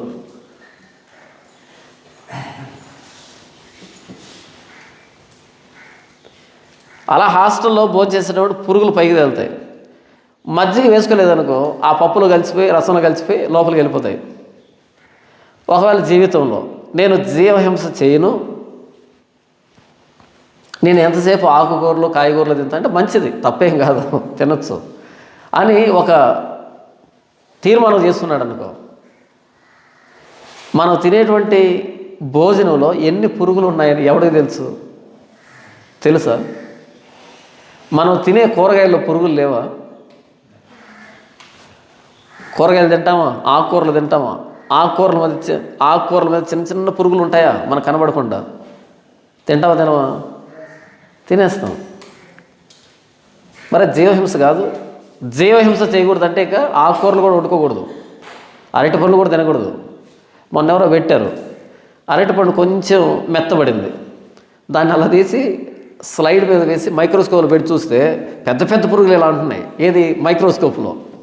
కానీ మనం ఏమనుకుంటాం, అరటిపొడి తినేటప్పుడు గబగబ మింగేస్తాం, తెల్లగా ఉంటుంది, ఏమి లేదు తినేస్తాం. లేదు, ప్రతి దాంట్లో మన కంటి కనిపించినటువంటి పురుగులు ఉండనే ఉంటాయి. నేను జీవహింస చేయనంటే పెద్ద ఏనుగు సంపాదించక్కర్లే, చిన్న పురుగు కూడా ప్రాణమే. ఏనుగు ప్రాణం ఎంతో పురుగు ప్రాణం కూడా అంతే. అలా కాదండి, ఏనుగుది పెద్ద ప్రాణం, పురుగు చిన్న ప్రాణం అందామా? ప్రాణమే. దురద పెడితే గోకోకూడదు మనం. ఎందుకు? దురద పెట్టిందంటే అర్థం ఏమని? అక్కడ చిన్న చిన్న సూక్ష్మజీవులు ఉన్నాయని అర్థం. దురద పెట్టిందంటే ఇలా గోక్కున్నామని కదా, అర్థం ఏంటి? వాటిని చంపుతున్నామని కదా. నేను జీవహింస చేయనంటే ఏం చేయాలి? గోక్కోవడం మానేయాలి. ఉదయాన్నే లేచి బ్రష్ చేసుకొని గబగబా రుద్దకూడదు పళ్ళు. ఎందుకు? క్రిములు ఉంటాయా నోట్లో, వాటిని చంపడానికే కదా బ్రష్ చేసాం. మరి అన్ని క్రిములు చంపొచ్చా? చంపకూడదు. స్నానం చేయొచ్చా? మన శరీరం మీద క్రిములు ఉన్నాయని కదా స్నానం చేస్తున్నాం. లేకపోతే గాయం అయినప్పుడు డెట్టాలు తీసి కడగొచ్చా? కడగకూడదు, ఎందుకంటే క్రిములు చచ్చిపోతాయి. కాబట్టి జీవహింస చేయకూడదు అనే దాంట్లో ఇన్ని ప్రమాదాలు దాగి ఉన్నాయి. అంటే మనం తెలియకుండా మాట్లాడేస్తున్నాం చాలా విషయాలు. ఎవడో కోడిని తింటూ ఉంటే చూడు, వాడు కోడిని తింటున్నాడు, ఎంత పాపం అనేటట్టు చూస్తే ఇవన్నీ పాపాలే. రాత్రిపూట ఆలౌట్ పెట్టుకోకూడదు దోమలకి, దోమలు చచ్చిపో. ఆలౌట్ పెట్టి చూడండి, అలా దోమ వెళ్తూ ఉంటుందా, ఆ వాసన రాగానే టపీమని కింద పడిపోతుంది, అది గిలగిల కూడా చచ్చిపోతుంది. జెట్టు పెట్టకూడదు, ఆలౌట్ పెట్టకూడదు, హిట్ తీసుకొని బొద్దింకలు కొట్టకూడదు, ఎలకలకు మందు పెట్టకూడదు. ఇంకన్నీ మానేసేయాలంతే. బాత్రూంలో డామెక్స్ వేసి క్లీన్ చేయకూడదు. ఎందుకని? అన్ని ప్రాణులే. మన శరీరం మీద ప్రాణులు ఉన్నాయి, మన లోపల ప్రాణులు ఉన్నాయి, బయట ప్రాణులు ఉన్నాయి. మనం తినే భోజనంలో ప్రతి చోట మన కంటి కనిపించినటువంటి చిన్న చిన్న ప్రాణులు ఉండనే ఉన్నాయి. మొలకెత్తనాలు తినకూడదు. మొలకెత్తనాల్లో ప్రాణం ఉంటుందా? మొలకెత్తనాలు తినకూడదు. ప్రాణం అంటే అన్నిటికీ ప్రాణమే. మొక్కలకి ప్రాణం ఉంది, జంతువులకు ప్రాణం ఉంది. నేనేం చెప్పాను అంటే నరహత్య చేయకూడదని బైబిల్ చెప్పింది, కానీ జీవహింస చేయకూడదని బైబిల్ చెప్పలేదు. ఒకవేళ జీవహింస చేయను అంటే మనం చచ్చిపోవాలంతే, ఇంక వేరే దారి లేదు. ఎప్పుడైతే హేబేలు రక్తం చిందించబడిందో ఆ రక్తం పక్షాన దేవుడు బాధ్యత తీస్తున్నాడు. దేవుడు రంగంలో దిగాడు, న్యాయం తీరుస్తున్నాడు. కయీను హేబేలు ఎక్కడా అని అడుగుతున్నాడు. ప్రతి మానవుడు లెక్కే దేవునికి, ఎందుకంటే ఆయన చేత సృష్టించబడిన మనము ఆయనకు లెక్కే. ఇన్ని కోట్ల మంది ఉన్నా సరే ప్రతి ఒక్కరి పట్ల ప్రత్యేకమైన దృష్టి ఉంటుంది. ఒక్కడే కుమారుడు ఉన్నాడు అనుకో, వాడి మీద తల్లిదండ్రులకు ఎంత జాగ్రత్త ఉంటుందో, ఎంత ప్రేమ ఉంటుందో అంత కోటి రెట్లు జాగ్రత్త, ప్రేమ ఉంటుంది. ఎవ్వరూ ఆయన దృష్టి నుంచి తప్పించుకునేవాడు లేడు, చనిపోయిన తర్వాత కానీ బ్రతికున్నప్పుడు కానీ. కయీను హేబేలు ఎక్కడా? సమాధానం సరిగ్గా రాలే. ఏం జరిగింది? దేశదిమ్మరయ్యాడంతే. ఎవరినో చంపేసి ఎవరికి కనపడకుండా దాచిపెట్టచ్చు. ఆ దాచిపెట్టిన వ్యక్తిని అడుగుతాడు ఎక్కడా అని, అది వాడికే వినపడుతుంది. రకరకాల పరిస్థితుల రూపంలో, పర్యవసానాల రూపంలో, రోగాల రూపంలో, ప్రమాదాల రూపంలో, కేసుల రూపంలో వాడికే వినపడుతుంది. ఎక్కడ దాచిపెట్టావు? ఖచ్చితంగా వినపడుతుంది, పొరపాటు కూడా మిస్ అవ్వదు. నరహత్య చేయకూడదు అని చెప్పాడు. కానీ ఇక్కడ మట్టితో దాన్ని కప్పివేయనట్లు దానిని నేల మీద కొమ్మరింపక ఒట్టి బండ మీద దాన్ని చిందించిన. ఎంత ధైర్యం యెరూషలేముకి! విచ్చలవిడిగా మనుషుల ప్రాణాలు తీసి ఆ రక్తం బండ మీద కనబడుతూ ఉంటే ఎవడు అడుగుతాడు అనుకుంటున్నారు? కయీన్ అడిగిన వాడు లేడా? ఆదికాండం చదవలేదా యెరూషలేం ప్రజలు? కయీను నీ తమ్ముడైన హేబేలు ఎక్కడా అని అడిగిన దేవుడు ఏమైపోయాడు? వాళ్ళకు మించిన అధికారి లేకపోవచ్చు, కానీ వారిని అధికారంలో నియమించిన దేవుడు ఉన్నాడే. ప్రపంచ దేశాలు మనం చూసినప్పుడు ఎన్ని హత్యలు జరుగుతాయి తెలుసా? సింహాసనం కోసం, అధికారం కోసం హత్యలు జరుగుతాయి. లేదా వారి పథకాలను కానీ వారి విధానాలు కానీ ప్రశ్నించే ప్రతి ఒక్కరిని చంపుతారు. మొన్న ట్రంప్ మీద దాడి జరిగింది. ఎందుకని? ఆ వ్యక్తి ఉంటే అధికారంలోకి వస్తాడేమో అని. వచ్చాడు, రానే వచ్చాడు. నార్త్ కొరియా కిరాతకమైనటువంటి దేశం. మనం జరిపినటువంటి గడాఫీ నియంత, చాలామంది నియంతలు ఈ ప్రపంచాన్ని పరిపాలించారు. అడాల్ఫ్ హిట్లర్ కానీ మాకు మించిన వాళ్ళు లేరని ప్రాణాలు తీశారు. కానీ నీ తమ్ముడైన హేబేలు ఎక్కడా అని అడిగిన దేవుడు లేకుండా పోలేదే. అడాల్ఫ్ హిట్లర్ అనుకున్నాడు, నాకు ఎవరున్నారు పోటీగా, నన్ను ఎవరు అడుగుతారని వెర్రవీగాడు. చివరికి తన చేత్తో తన పిస్టల్ని తనకే గురి పెట్టుకొని కాల్చుకుని వచ్చే పరిస్థితి వచ్చింది. ఎందుకంటే దరిద్రమా, ఎవడి చేతిలోనైనా చనిపోయాడు అనుకో, చెప్పుకోవడానికైనా ఉంటుంది పలానోడు చంపాడని. కానీ నన్నే చంపుకున్నాను అనుకో, నన్ను నేనే ఉరి పెట్టుకున్నాను అనుకో, ఇంతకంటే దౌర్భాగ్యమా? నాకు నేనే నచ్చకుండా పోయాను అనుకో, ఇంతకంటే దౌర్భాగ్యమా? నా జీవితాన్ని నేనే తీసుకుంటే ఇంతకంటే దౌర్భాగ్యమా? Adolf Hitler. ఎందుకంటే ఎవరూ లేరు నా పైన అనుకున్నాడు. కాదు, హేబేలు ఎక్కడా అని అడిగిన దేవుడు ఉన్నాడు పైన, ఇప్పటికీ ఉన్నాడు, ఎప్పటికీ ఉంటాడు ఆయన. నిన్న నేడు రేపు ఏకరీతిగా ఉండే దేవుడు, మార్పు లేని దేవుడు ఆయన. ఆకాశం నుండి అందరినీ కనిపెడుతూ చూస్తున్నటువంటి దేవుడు ఆయన. మానవులకి రక్తాన్ని మరుగుపరిచి నేను హత్య చేయలేదని చెప్పొచ్చు, లేదా చట్టాలకి దొంగ సాక్ష్యాలు పెట్టి నేను నిర్దోషాన్ని నిరూపించుకోవచ్చు. డబ్బుతో సాక్ష్యాలని తారుమారు చేయొచ్చు. కానీ నీ తమ్ముడైన హేబేలు ఎక్కడా అన్నటువంటి దేవుని కంటికి రక్తాన్ని దాచిపెట్టగలమా? శవాన్ని దాచిపెట్టగలమా? నేను చేయలేదని నిరూపించగలమా? అంతరింద్రియాలను పరిశీలించే దేవుడు అధోపాతంలో పాపం చేసిన ఆయన కంటికి మధ్యాహ్నం వలె కనపడుతుంది. చూడండి, మట్టితో దాన్ని కప్పివేయనట్లు దానిని నేల మీద కుమ్మరింపగా వట్టి బండ మీద దాన్ని చిందించను. ఎవడు చూస్తాడు, ఎవడు అడుగుతాడు, మాకంటే పెద్దోడు ఎవడున్నాడు అనేటట్టుగా విర్రవీగి హత్యలు చేసింది యెరూషలేం, నరహంతకులున్న పట్టణం. చూడాల్సిన ఆయన చూశాడు. మనకు రాత్రి పగలు రెండు ఉంటాయి. రాత్రి పగలు రెండు ఉంటాయి. సాధారణంగా హత్యలు కానీ, అత్యాచారాలు కానీ, దొంగతనాలు కానీ, మోసాలు కానీ, గొడవలు కానీ, అసాంఘిక కార్యక్రమాలన్నీ ఎప్పుడు జరుగుతాయి? పగలా రాత్రా? రాత్రిపూట ఎక్కువ జరుగుతాయి. ఎందుకని? ఎవరు చూడరు అని. నిజమే, మనకు రాత్రి అయితే కళ్ళు కనపడదు, కానీ ఆయన కనపడదా? కంటిని నిర్మించిన వాడు కానక ఉండునా, చెవిని నిర్మించిన వాడు వినక ఉండునా? కంటిని నిర్మించిన వాడు కానక ఉండునా, చెవిని నిర్మించిన వాడు వినక ఉండునా? ఆ మధ్య తెలంగాణలో ఒక ఎన్కౌంటర్ జరిగింది. ఒక రౌడీ షీటర్ని కాల్చిపడేశారు. కాల్చిపడేసిన తర్వాత తెలిసింది ఏంటంటే, తెలంగాణలో ఒక ఉద్యమకారిని ఒక ఆవిడ ఉండేది, అంటే ప్రజలను చైతన్యం చేస్తే ఒక ఆవిడ ఉండేది. ఆవిడ మీద ఈ వ్యక్తి పోయిందంట, ఆవిడను లేపేయాలి అని. ఆవిడ ఉంటే మన ప్రభుత్వం మీద పాటలు పాడుతుంది, మన ప్రభుత్వానికి వ్యతిరేకంగా ఏంటేంటో చేస్తుంది, ఆవిడ చంపేసేయాలని వెళ్ళిందంట. డబ్బు ఇచ్చారంట. ఈ వ్యక్తి ఆమెను తీసుకుని వెళ్ళిపోయాడు, కిడ్నాప్ చేసి తీసుకుని వెళ్ళి రాత్రిపూట ఈడ్చుకుని వెళ్ళిపోతూ ఉంటే కేకలేస్తుందంట, అన్నా అన్నా క్షమించన్నా, చంపొద్దన్నా అని. దూరంగా చిన్నగా వినపడ్డాయంట మాటలు. తర్వాత చాలా రోజులకి ఆవిడ శరీరాన్ని ఆ బావిలోంచి బయటికి తీస్తే అప్పుడు అవును నిజమే, ఒక వారం క్రితం మాకు వినపడ్డాయి, అన్నా చంపొద్దన్న మాటలు వినపడ్డాయి మాకు, కానీ మేము ఏంటో అనుకున్నా మాకు స్పష్టంగా తెలియలేదు అనేటట్టుగా తర్వాత చుట్టుపక్కల వాళ్ళు చెప్పారు. అర్ధరాత్రి పూట అంట చంపొద్దన్నా అని కేకలు వినపడ్డాయి, కానీ ఏంటో అనుకున్నారు, నిద్రలో ఉన్నారు. ఎవడైతే చంపాడో వాడు కుక్క చావు చచ్చాడు. ఎన్కౌంటర్లో కుక్కను కాల్చేశారు, చచ్చిపోయాడు. ఇరుగు పొరుగు వాళ్ళకి వినపడ్డాయి చంపొద్దని, కానీ ఏం చేయలే. కానీ ఆ మాటల్ని ఆయన విన్నాడు. ఏమైంది వీడి గతి? కుక్క చావు చచ్చాడు. కాబట్టి కంటిని నిర్మించిన వాడు కానక ఉండునా, చెవిని నిర్మించిన వాడు వినక ఉండునా, వింటాడు, చూస్తాడు. అయితే కొంచెం ఆలస్యం అవుతుంది. ఈ ఆలస్యం అవుతుందని మనం ఏం పర్లేదు అనుకుంటే కుదరదు, రానే వస్తుంది. తీసుకొచ్చి అదే గీతలో అల్లిలో మనల్ని నిలవబెడతాడు. మట్టితో దాన్ని కప్పివేయనట్లు దాని నేల మీద కుమ్మరింపగా వట్టి బండ మీద దాన్ని చిందించను. హత్యలు కూడా భయపడుతూ చేస్తే హత్యలు ఉంటాయి.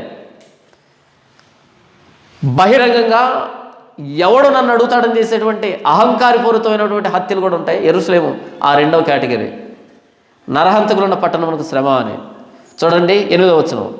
కావున నా క్రోధము రానిచ్చి నేను ప్రతీకారం చేయనట్లు అది చిందించిన రక్తము కప్పబడకుండా దానిని వట్టి బండ మీద నేను ఉండనిచ్చితనే. దేవుడు కూడా దాన్ని కప్పిపెట్టలే, అలాగే ఉండనిచ్చాడు. ఎందుకంటే దాన్ని చూసిన ప్రతిసారి క్రోధం వచ్చి వీళ్ళని నాశనం చేయడానికి. మీ పాపాన్ని మరిచిపోను, మీరు చేసిన పనులు నేను మరిచిపోను అని దేవుడు కూడా ఆ బండ మీద అలాగే కనబడేటట్టుగా చేస్తున్నాడు. ఆయన క్రోధం ఎక్కువయ్యేటట్టుగా ఆయన కూడా చూచుతున్నట్టు వదిలిపెట్టలే. ఆ బండ మీద అలాగే చూస్తున్నాడు, దాన్ని కప్పకుండా. 9వ వచనం. ప్రభువైన యెహోవా సెలవిస్తున్నదేమనగా, నరహంతకులున్న పట్టణమునకు శ్రమ, నేనును విస్తరించి కట్టెలు పేర్చబోతున్నాను.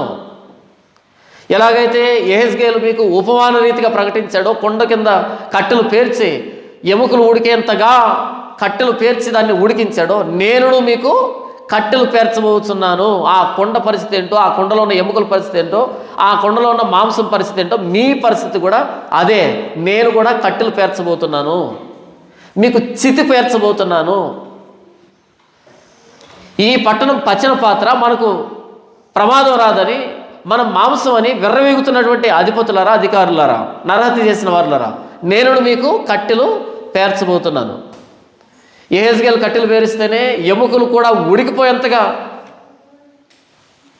మాంసం కానీ ఎముకలు కానీ కరిగిపోతే, మరి దేవుడు కట్టెలు పేరిస్తే? 9వ వచనం. ప్రభువైన యెహోవా సెలవిస్తున్నదేమనగా, నరహంతకులున్న పట్టణమునకు శ్రమ, నేనును విస్తరించి కట్టెలు పేర్చబోతున్నాను. చాలా కట్టెలు పేర్చుము, అగ్ని రాజబెట్టుము, మాంసమును బాగుగా ఉడకబెట్టుము, ఏమీ ఉండకుండా ఎముకలు పూర్తిగా ఉడుకున్నట్లు చారు చిక్కగా దింపుము. సూప్ అంటారు దీన్ని, చారు చిక్కగా దింపు. ఓసారి పాస్టర్స్ మీటింగ్కి వెళ్ళాను నేను. ఎక్కడికి? పాస్టర్స్ మీటింగ్ వెళ్ళాను. అందరం పాస్టర్లు కదా. అక్కడ కూర్చున్న తర్వాత ఒక పాస్టర్కి నేను మీ అందరికంటే గొప్పవాడిని అని అనిపించుకోవడం ఎందుకో ప్రేరేపణ వచ్చింది. వెంటనే ఆయన అన్నాడు, బ్రదర్స్ నేను ప్రశ్న వేస్తే మీరు సమాధానం చెప్తారా అన్నాడు. సరే అన్నా, ఎందుకంటే మేము కూడా పాస్టర్లే కదా, మాకు తెలియదు ఏమంటుంది కానీ అన్నాం. అనగానే ఆయన అన్నాడు, బైబిల్లో చారు అనే పదం ఎక్కడుందో చెప్పండి అన్నాడు. భోజనానికి కూర్చున్నప్పుడు ఏంటంట, బైబిల్లో చారు ఎక్కడుందో చెప్పంటే నాకు అనుమానం వచ్చింది. ఈ చారు మిరియాల రసం ఎందుకు ఉంటుందో బైబిల్లో? ఉంటుందా? పప్పు, చారు, తాలింపు ఉండదు కదా అన్న, ఉండదు కదా బైబిల్లో. చారు ఎందుకు ఉంటుంది? లేదు బ్రదర్, చారు ఉంది బైబిల్లో అని అన్నాడు. చూసారా బైబిల్ని ఎంత అద్భుతంగా చదివాడు. బైబిల్లో చారు ఎక్కడుంది, ఆవకాయ పచ్చడి ఎక్కడుంది అని వెతుక్కుంటూ చదివాడు బాబు. చూడండి, చాలా కట్టెలు పేర్చుము, అగ్ని రాజబెట్టము, మాంసమును బాగుగా ఉడకబెట్టము, ఏమీ ఉండకుండా ఎముకలు పూర్తిగా ఉడికినట్లు చారు చిక్కగా దింపము. వచ్చిందా చారు? ఇక్కడ దేవుడు చారు అన్నది మనం పెట్టుకునే మిరియాల రసం గురించా? కాదు. ఎంత కోపంగా ఉన్నాడో, ఎముకలు పూర్తిగా ఉడికిపోయి అందులో ఉన్న సారమంతా బయటకు వచ్చేటట్టుగా దాని గురించి మాట్లాడుతున్నాడు. కానీ మనం మధ్యాహ్నం వేసుకునే మిరియాల రసం గురించి కాదు ఆయన మాట్లాడుతున్నది. చూసారా పాస్టర్లు ఎంత అద్భుతమైన పరిశోధన చేస్తున్నారు. చారులు, పప్పులు కదుకునే పరిశోధన చేస్తున్నారు. కాబట్టి బతుకులు ఎట్టి తెల్లారేమని. దాని వెనకాల ఇంకో పాస్ ఊరుకున్నాడా? నేనో ప్రశ్న వేస్తా, సమాధానం చెప్పండి అన్నాడు. ఏంటి ఆ ప్రశ్న అంటే, బైబిల్లో కడప అని ఉంది, ఎక్కడో చెప్పండి అన్నాడు. బైబిల్ ఏముందంట? మళ్ళీ అనుభవం వచ్చింది. బైబిల్ కడప హైదరాబాద్ ఎందుకు ఉంటుంది? అది కాదు బ్రదర్, మీకు తెలుసా తెలీదా అన్నాడు. తెలియదు బ్రదర్, కడప నేను ఎప్పుడు చూడలేదు బైబిల్లో. నేను చెప్తా, రోమిల రాసిన పత్రిక 5వ అధ్యాయమని, కడపటి ఆదాము, కడపటి ఆదాము. కడప వచ్చిందా? అది కడప. ఏం చేయాలి ఇక? కడపలు ఎదుర్కొండే పాస్టర్లు, చారులు ఎదుర్కొండే పాస్టర్లు, ఇంకా చాలా ఎదుర్కొంటారు.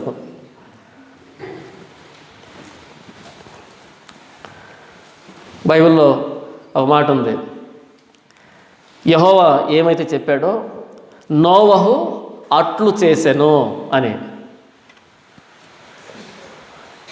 ఏం చేశాడంట నోవహు? అట్లు. చూసారా ప్రియుల, నోవహు అట్లు చేసెను, నోవహు అట్లు చేసెను. ఒరే, అది అట్టు కాదు, ఆ విధంగా చేసెను అని. అలా తయారయ్యారు. అంటే బైబిల్ చదివేటప్పుడు ఇక్కడ ఎంత తీవ్రత ఉంది కదా. యెరూషలేము మొత్తాన్ని ఒక పాత్రగా చేసి దాన్ని ఉడకబెడతాను, నా ఉగ్రత కుమ్మరిస్తాను ఆయన అంటే, దాన్ని అంతటి గాలికి వదిలేసి చారు అనే దాన్ని అండర్లైన్ చేసుకొని చారును వెతుకుండే వాళ్ళు ఏం బోధిస్తారు సంఘానికి? ఇంతవరకు నేను చెప్పేది నవ్వు వచ్చింది కదా, కానీ అక్కడ కూర్చొని నాకు చాలా బాధ అనిపించింది. పాస్టర్లు మాట్లాడుకునే మాటలు కదా అవి, అన్ని చారులు, కడపలు, అట్లు, అంటే అన్ని చిల్లర విషయాలని గొప్పగా మాట్లాడుకుంటున్నటువంటి పాస్టర్లుగా చలామణి అవుతున్న వాళ్ళు. జనులు యాజకుల నోట ధర్మశాస్త్ర విధులు నేర్చుకుంటారు అంటే, ధర్మశాస్త్ర విధులు కాదు వస్తున్నది ఈరోజు పాస్టర్ల నోట వెంబడి. దశంభాగాలు, కృతజ్ఞత కానుకలు, ప్రథమ ఫలాల కానుకలు, విజ్ఞాపన ప్రార్థనలు, ఏంటో రకరకాల విచిత్రమైన పదాలు వస్తున్నాయి. దేవుడికి ఎలా ఇవ్వాలి, ఎలా ఇస్తే దీవించబడతారు, ఎంత ఇస్తే దీవించబడతారు. ఇక క్రిస్మస్ కదా ఈ నెల మామూలుగా జరగదు వ్యాపారం. ఎవరికి? బ్రాందీ షాపోడికి కాదు, మామూలుగా ఉండదు. కొన్ని సంఘాల్లో అంట చెబుతారంట 10,000 చెబుతారంట. నువ్వు తినకపో 10,000 తీసుకొచ్చి అక్కడ ఇవ్వాల్సిందే. ఎందుకని? మరి యేసు పుట్టాడు కదా 25.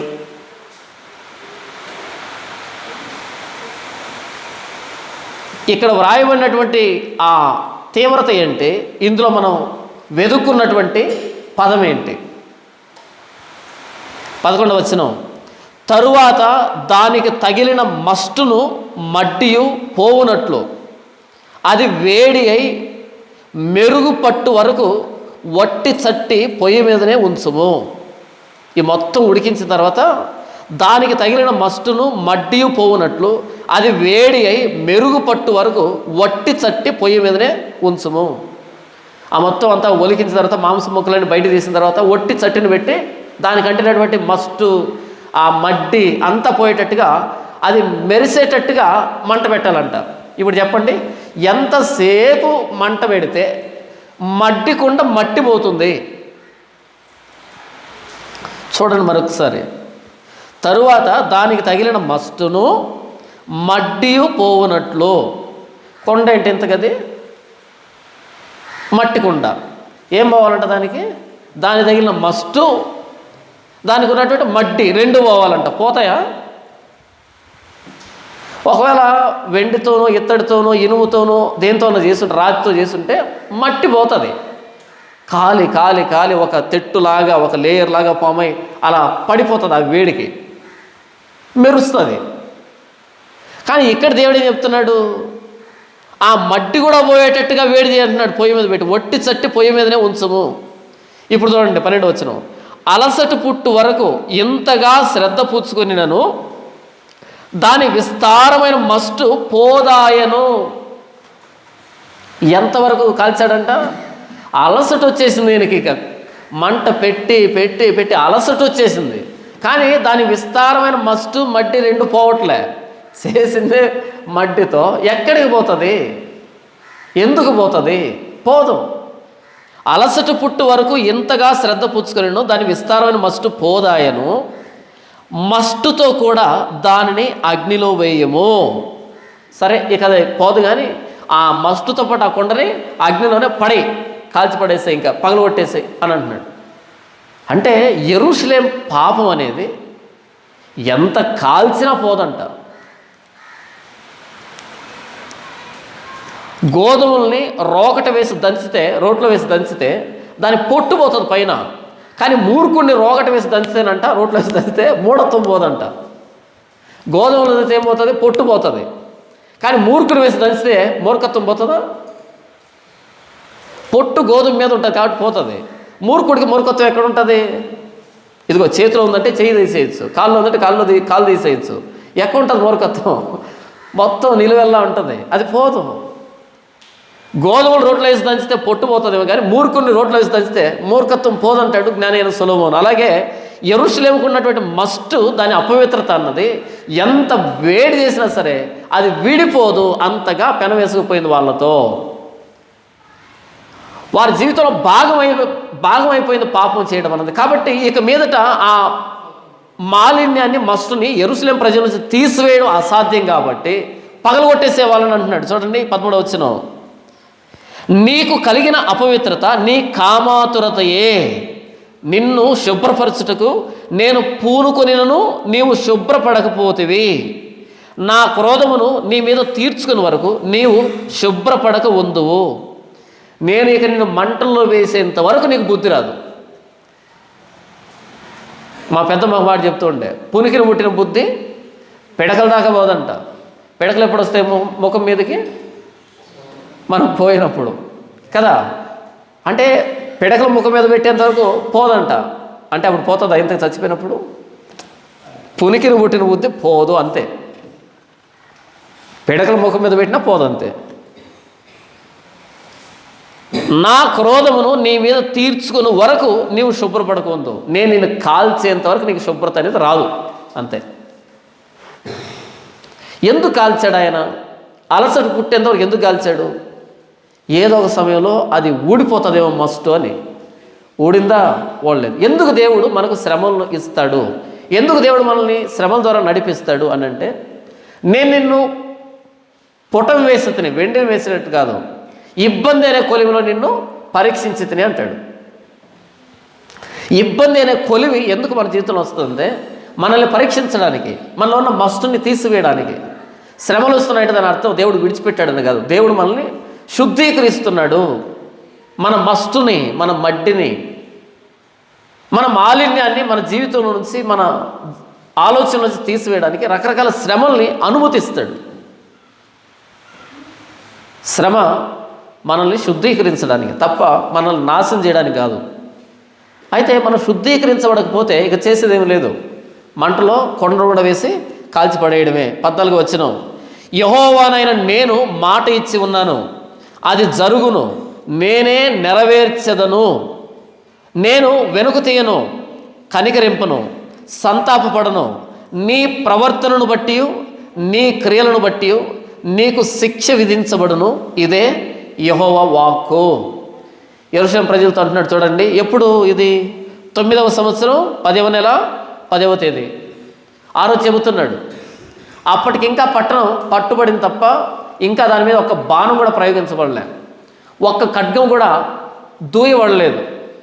శత్రువు లోపలికి రాలే, శత్రువు బయట ఉన్నాడు. 9వ సంవత్సరం 10వ నెల 10వ తేదీ. ఎప్పుడు పట్టబడింది? 11వ సంవత్సరం 4వ నెల 9వ దినాన పట్టణం క్షామం అఘోరమైంది కాబట్టి లోపలికి వచ్చేసాడు శత్రువు పడగొట్టేసి. కానీ ఈ మధ్యలో, అంటే ఈ ముందు ఇంకా 1.5 సంవత్సరం తర్వాత దేవుని ఉగ్రత కుమ్మరించబడుతుంది అనే దానికంటే ముందుగా తేదీ వ్రాయించి మరి చెబుతున్నాడు. ఏమనంటే 14వ వచనం, యెహోవానైన నేను మాట ఇచ్చి ఉన్నాను, అది జరుగును, నేనే నెరవేర్చెదను. నేను వెనుక తీయను, కనికరింపను, సంతాపపడను.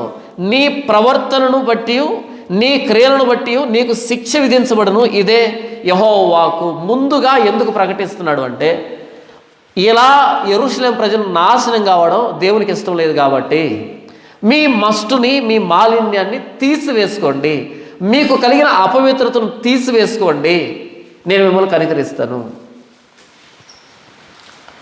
ఎంత అలసట పుట్టేంత వరకు వేడి చేసినా సరే, ఇంకా మస్టు ఉంటే, ఇంకా మట్టి ఉంటే, నేను మాత్రం ఏం చేయగలను? పగలగొట్టడం తప్ప, అగ్నికి ఆహుతి చేయడం తప్ప. ఓ యెరూషలేము ప్రజలారా, ఎలాగైతే ఆ మట్టి కుండ అపవిత్రమైందో మీరు కూడా అంతే అపవిత్రంగా కనబడుతున్నారు. యెరూషలేము ప్రాంతం మొత్తాన్ని తగలబెడతాను, కట్టెలు పెట్టి కాల్చి పడేస్తాను. అయితే ముందుగా ఎందుకు చెప్తున్నాను అంటే, మీకై మీరు మారితే మంచిది. నా క్రోధాన్ని కొమ్మరిస్తాను, కనికరించను. ఎప్పుడు కనికరించడేది చూడండి, నేను వెనుక తీయను, కనికరింపను, సంతాపపడను. ఎప్పుడు ఇది? ప్రకటించిన తరువాత. మారకపోతే మరలా కనికరపడరు. ఎవరో ఫోన్ చేసి అడిగారు, అన్న మనం చనిపోయిన తర్వాత, నరకానికి వెళ్ళిన తర్వాత నరకంలో మారు మనసు పొందేదానికి ఏమైనా అవకాశం ఉంటుందా అని. ఎక్కడ మారు మనసు పొందుతారంట? నరకంలో మారు మనసు పొందుతారంట. అన్న చనిపోయిన తర్వాత నరకంలో మారు మనసు పొందే అవకాశం ఉందా అని. నేను చెప్పాను, నరకంలో మారు మనసు రాదు, పొందడం కాదు, రాదు. అది ఎలా చెప్తారు? ధనవంతుడు ఉన్నాడు, అక్కడ వెళ్ళిన తర్వాత నాకు నీళ్లు కావాలని అడిగాడు తప్ప, ఇక్కడి నుంచి బయట తీసుకుని రాని అడిగాడా? నా నాలుగును చల్లార్చుటకు నీళ్లు పంపించని అడిగాడు తప్ప, గోటుతో నీళ్లు పంపించమని అన్నాడు తప్ప, ఇక్కడి నుంచి నన్ను బయటకు తీసుకొని రండి, నన్ను విడిపించండి, నన్ను క్షమించండి అని అన్నాడా? అని అనలే. అక్కడేమని కేకలేశాడు? నాకు 5 మంది సహోదరులు ఉన్నారు, ఏంటి మీ ఊర్లో వాళ్ళు రక్షణ వద్దా? అర్థమవుతుందా? నాకు 5 మంది సహోదరులు ఉన్నారు, నా తండ్రి ఇంటికి పంపించు, మా ఇంటికి పంపించు ఇక్కడి నుంచి. ఎందుకని? నా అన్నదమ్ములు రాకుండా. అంతేగాని ఊర్లో వాళ్ళు ఏమైపోయారా, మా ఊరికి పంపించు అని అనలే, మా ఇంటికి పంపించు. అక్కడ కూడా స్వార్థమేనా? అక్కడ కూడా స్వార్థమేనా? స్వార్థమే. నేను నీ జీవితకాలం ముందు నీకు ఇష్టమైనట్టు సుఖం అనుభవించితివి అని అన్నాడా?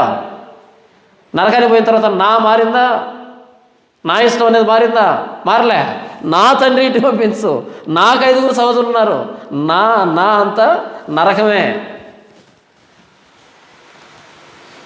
నరకంలో ఎవరికి మారు మనసు రాదు, వచ్చినా ఉపయోగం లేదు. ఎందుకు వస్తుంది? ఇక్కడ రాంది అక్కడ వస్తుందా? ఇక్కడ ఎన్ని శ్రమలు వస్తున్నాయి మనకు, ఎన్ని బాధలు వస్తున్నాయి మనకు బాధలు వచ్చే కొద్దీ మారు మనసు వస్తుందా? మనసు కఠినపరచబడుతుందా? చెప్పండి. మనకు బాధ వచ్చే కొద్దీ మనసు మెత్తనపరచబడుతుందా, కఠినపరచబడుతుందా? కఠినపరచబడుతుంది. మరి ఈ కొద్దిపాటి శ్రమ వస్తేనే మనసు కఠినపరచబడితే, ఎక్కువ శ్రమ వస్తే మెత్తనపరచబడుతుంది ఏంటి? ఇంకా కఠినపరచబడుతుంది. బురద మట్టి తెలుసా? బురద మట్టిని కొంచెం వేడి చేస్తాం అనుకో, గట్టి పడుతుందా, మెత్తబడుతుందా? గట్టి పడుతుంది. ఇంకా వేడి చేస్తాం అనుకో ఏమవుతుంది? రాయి అవుతుంది. అది పరిస్థితి. అన్ని మట్టి, ఏమంటారు, బంకమట్టి. మన జీవితాలన్నీ బంకమట్టి. వేడి చేసే కొద్ది ఏమవుతుంది? మెత్తబడదు. ఐస్ గడ్డలే కాదు మనం, బంకమట్టి జీవితాలు అంతే. కొంచెం వేడి తగిలే కొద్దీ గట్టి పడతాయి తప్ప మెత్తపడవు. ఐస్ గడ్డ అయితే చూడడానికి గట్టిగా ఉంటుంది, సువార్త తగలగానే మెత్తబడుతుంది, నీళ్ళ కరిగిపోతుంది. కానీ మట్టి ముద్దలు ఎలా ఉంటాయంటే చూడడానికి మెత్తగా ఉంటాయి, సువార్త తగిలే కొద్దీ ఏమవుతుంది? గట్టిపరచబడతాయి, రాళ్ళు అయిపోతాయి అంతే. అన్న నరకంలో మారు మనసు వస్తుంది అన్న, సారీ రాదు, వచ్చినా ఉపయోగం లేదు. అప్పుడు అక్కడి నుంచి వినమని మాట ఏంటంటే, అక్కడ భూమి మీద మోషేయు ప్రవక్తులు ఉన్నారు, వారి మాట వినాలి అంతే. ఎందుకు చెప్పానండి ఇది? మనల్ని శిక్షించేటప్పుడు దేవుడు మనసు మార్చుకోడు, కనికరించడు, సంతాపడ్డు. ముందుగా ఎందుకు ప్రకటించాడు అంటే, తర్వాత నేను చెప్పినా విన్ను, తర్వాత మీరు మారు మనసు పొందిన వృధా, తర్వాత మీరు క్షమించమని అడిగినా క్షమించను, తర్వాత చేయి దాపినా రక్షించను. బైబిల్లో ఉన్నటువంటి దేవుడు, తను బయలుపరుచుకున్న దేవుడు, ముందుగా ప్రకటించే దేవుడు. తర్వాత ఏదో జరిగిపోయింది అనుకునేది ముందుగా ప్రకటిస్తాడు. ఎందుకు ఈ లేఖనం ద్వారా నీతో నాతో దేవుడు మాట్లాడుతున్నాడు అంటే, తర్వాత సమయం ఉండదు కాబట్టి. నేడే అనుకూల సమయం, ఇదే రక్షణ దినం. ఈరోజే ప్రభువైన యేసుక్రీస్తును సొంత రక్షకుడిగా అంగీకరించు అని. ప్రభువైన యేసుక్రీస్తు అపోస్తుల్ని ప్రపంచాన్ని పంపించి, మీరు సర్వలోకానికి వెళ్ళి సర్వ సృష్టికి సువార్త ప్రకటించండి, నమ్మి బాప్తిసం పొందినవాడు రక్షింపబడతాడు, నమ్మని వానికి శిక్ష విధించబడుతుంది అని చెప్పాడు. ఎందుకు ప్రకటించాలి?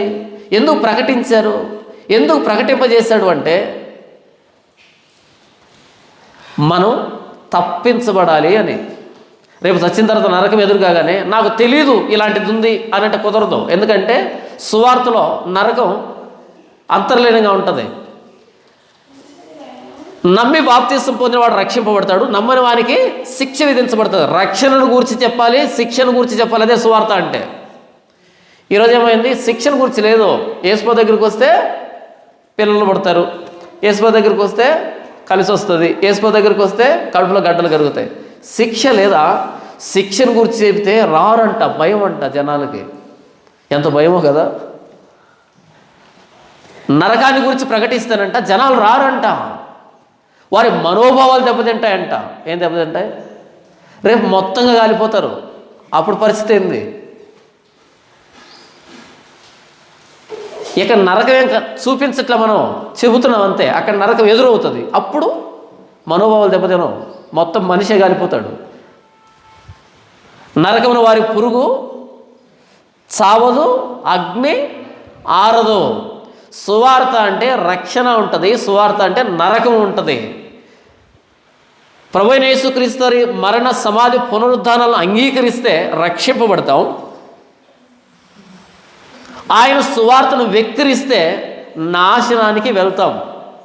శిక్ష విధించేది ఎవరంటే ప్రభువైన యేసుక్రీస్తు వారే. వధించబడిన గొర్రెపిల్ల యోధాగోత్రపు కొదమ సింహం ఎక్కడ వధించబడ్డాడు? అక్కడ యోధాగోత్రపు కొదమ సింహం. ఆయన కొదమ సింహం ఏం చేస్తుంది? అంతే, చీల్చి పడేస్తుంది. ఎముకలు సైతం పొడి పొడిగా నమిలి పడేస్తుంది. ఆయన శిలువ మీద ప్రాణం పెట్టాడు, రక్తం కార్చాడు. బలహీనుడు అనుకుంటున్నామేమో, ఇది వధించబడినట్లుండిన గొర్రెపిల్ల, దేవుని గొర్రెపిల్ల, లోక పాపములు మోసుకుని పోవడానికి వచ్చిన గొర్రెపిల్ల ఇది. కాబట్టి శిలువలో బలి అయింది. రేపు పరలోకానికి వెళ్ళిన తర్వాత ఎవరు కనిపిస్తారు? యోధాగోత్రపు సింహం. ఆయన చీల్చి పడేస్తాడంతే. కుందేలు దొరికిందనుకో సింహానికి, దాని పరిస్థితి ఏంటో అంత కోటి రెట్లు ఉంటుంది. పాపాత్ముడు యేసుప్రభు శిలువను వ్యతిరేకించి చచ్చిన పరిస్థితి. ఆ శిలువలో ప్రారంభించిన ప్రభువైన యేసుక్రీస్తు చేతిలో ప్రకటన గ్రంథం చూస్తే ఆయన వర్ణన భయంకరంగా అనిపిస్తుంది. అగ్నిజ్వాల లాంటి కళ్ళు. దాని అర్థం ఏంటి? యేసుప్రభుని చిన్నగా చూస్తే కుదరదు. ప్రకటన గ్రంథంలో చూడండి, యేసుప్రభుని అగ్నిజ్వాలలాగా మెరిచిపోతున్నాడు, భగవ మండుతున్నటువంటి కళ్ళు. దాని అర్థం ఏంటి? శిలువ మీద చనిపోయినట్టే ఉంటాడు, చాలా వినయంగా సాత్వికంగా దీన మనస్కుడై ఉంటాడు. తండ్రి వీరేమి చేస్తున్నారు, వీరు ఎరుగురు కనుక వీరిని క్షమించు, అలాగే అంటాడు అనుకున్న పైన కాదు, తోలు తీసేస్తాడు అంతే, కాల్చి పడేస్తాడు ఆయన. నేను వెనుక తీయను, కనికరింపను, సంతాపడను. ఎందుకు ఈ మాట చెప్తున్నాడు అంటే, మొదటి వచనంలో 9వ సంవత్సరం 10వ నెల 10వ తారీఖు రాసి పెట్టు అన్నాడు. 1.5 సంవత్సరం సమయం ఇచ్చాడు. ఈ 1.5 సంవత్సరం మారకపోతే అప్పుడు నేను వెనక తీయను, అప్పుడు నేను సంతాపడను, అప్పుడు నేను కనికరించను. నా ఉగ్రతని, క్రోధాన్ని నీ మీద కుమ్మరిస్తాను. నీ ప్రవర్తనను బట్టి, నీ క్రియలను బట్టి నీకు శిక్ష విధించబడును. ఆ రోజు ఎంత మొరపెట్టినా, ఎంత చేయి దాపినా సరే వదిలిపెట్టడు. ఈరోజు ఎందుకు మనం ప్రపంచ వీధిలో సువార్త ప్రకటిస్తున్నాం అంటే, ప్రభువైన యేసుక్రీస్తు వారు మాత్రమే నిజమైన దేవుడు, ఆయన తప్ప ఇంకో దేవుడు లేడు. ఆకాశాలను సృష్టించిన దేవుడు ఆయనే. కలిగి ఉన్నదేది ఆయన లేకుండా కలగలేదు. ఆ దేవాదేవుడు నరావతారిగా లోకానికి వచ్చి శిలువ మీద మన కోసం రక్తం కాల్చాడు, శిలువలో ప్రాణం పెట్టాడు. ఎందుకంటే మనం చేసిన పాపాలను బట్టి. ఆ ప్రభువైన యేసుక్రీస్తును సొంత రక్షకుడిగా అంగీకరించకపోతే, మారు మనసు పశ్చాత్తాపం ద్వారా బాప్తిసం పొంది ఆయన రక్తంలో కడగబడకపోతే మనకు రక్షణ లేదు, మనకు నిత్య నాశనం ఉంది, నిత్య నరకం ఉందని ఎందుకు ప్రకటిస్తున్నామంటే, తప్పించుకోండి అని. రాబోతున్న నరకం భయంకరం, తప్పించుకోండి అని. ఈరోజు చాలామంది అంటారు, యేసులో నమ్మితేనా? మరి ఆయన నమ్మితేనే, ఆయన నమ్మకపోతే కుదరదు. యెరూషలేము కూడా ఆ రోజు ప్రాకారాలు నమ్ముకొని ఈ పట్టణం పచ్చన పాత్ర అనుకున్నారు. ఏమైంది పచ్చన పాత్ర? మట్టి కుండ అయింది, మట్టి కుండలాగా అయిపోయింది.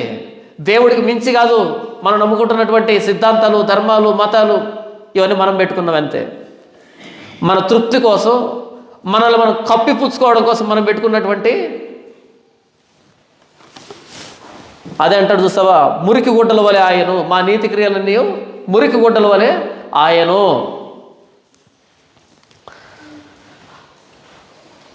మనకు కావాల్సింది నిజం, సత్యం. అది ప్రభువైన యేసుక్రీస్తు మాత్రమే. ప్రభువైన యేసుక్రీస్తు అని ధరిస్తే పరలోకానికి ప్రవేశం ఉంది, కానీ మురికి గుడ్డలని ధరించుకొని వెళ్తే పరలోకానికి ప్రవేశం లేదు. ఎలాగైతే 4 రోజుల కోడల దగ్గర పిచ్చోళ్ళు మురికి గుడ్డలు కట్టుకో అంటారో అలా కనపడతాం పరలోకం ద్వారం దగ్గర. ఏంటి మురికి గుడ్డలు కట్టుకొని వచ్చారు ఎక్కడికి? ఏ మతం కానీ, ఏ కులం కానీ, ఏ గోత్రం కానీ, ఏ ప్రాంతం కానీ, ఏ సిద్ధాంతం కానీ, ఏ నైతిక విలువలు కానీ, యేసు ప్రభువుకు బయట అన్ని మురికి గుడ్డలు లాంటివే అని యెషయా మాట్లాడతాడు. యేసు ప్రభువులో యేసు ప్రభువుని ధరిస్తే అది నీతి రక్షణ వస్త్రం, పరిశుద్ధమైన వస్త్రం. ప్రభువైన యేసుక్రీస్తు ఉచితమైన నీతివంతులుగా పరిశుద్ధంగా మార్చబడతాం. మనం క్రీస్తును ధరించుకున్న మనకి శిక్షా విధి లేదు, మనం నూతన సృష్టి. ఆ రోజు ఎలాగైతే 9వ సంవత్సరం 10వ నెల 10వ తారీఖు వ్రాసిపెట్టు అని ప్రకటించాడో నాశనాన్ని, ఈరోజు మనం సువార్త ప్రకటిస్తున్నాడు. దాని అర్థం ఏంటంటే మనం కూడా ప్రకటిస్తున్నాం. ప్రభువైన యేసుక్రీస్తుని అంగీకరిస్తే రక్షణ, ప్రభువైన యేసుక్రీస్తుని తిరస్కరిస్తే నిత్య నాశనం అని. ఆ రోజు యెరూషలేము ఎంత నరహంతుగా పట్టణమైందో ఈరోజు ప్రపంచం కూడా అలాగే మారిపోయింది.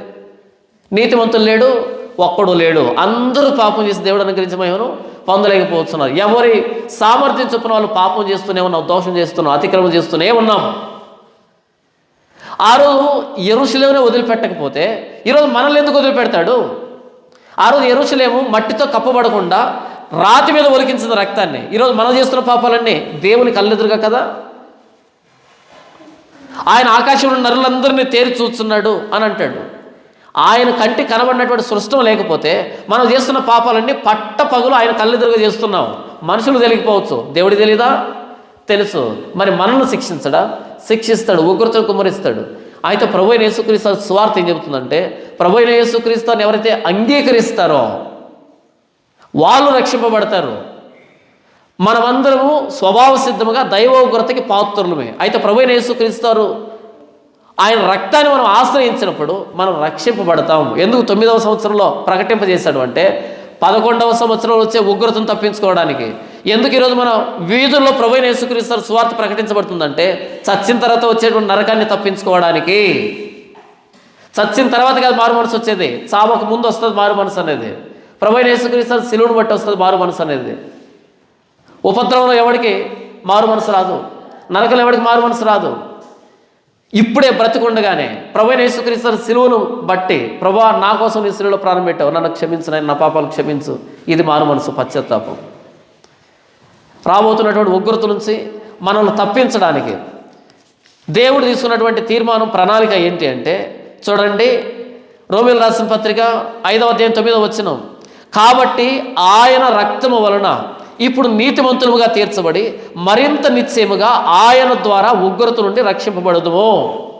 ఆ రోజు యెరూషలేము ఎందుకు నాశనం అయిందంటే బండ మీద చిందించబడినటువంటి రక్తాన్ని చూసి దేవుడు తన క్రోధాన్ని కుమ్మరించాడు. యెరూషలేము తన పాపాలని కప్పిపుచ్చలే, బండ మీద చిందించిన రక్తాన్ని. అయితే నీవు నేను ఎలా రక్షించబడుతున్నావు అంటే, కాబట్టి ఆయన రక్తము వలన ఇప్పుడు నీతిమంతులుగా తీర్చబడి, నా మీద ప్రభువైన యేసుక్రీస్తు రక్తం కనబడుతుంది పరలోకమందున్న దేవుడికి.